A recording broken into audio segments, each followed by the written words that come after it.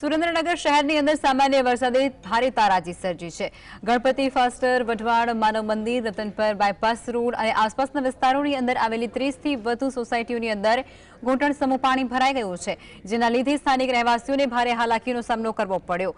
શહેરની અંદર મુખ્ય રસ્તાઓ અને નીચાણવાળા વિસ્તારો પર પાણી ભરાવાને કારણે રોડ ઉખડી ગયા છે અને ટ્રાફિક વ્યવહાર પણ ખોરવાઈ ગયો હતો।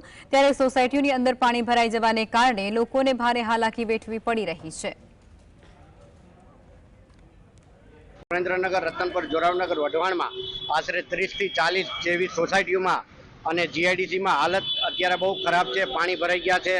પ્રી મોન્સૂનની કામગીરી આ લોકો મહાનગરપાલિકાએ જે કરવી જોઈએ એ કરી જ નથી।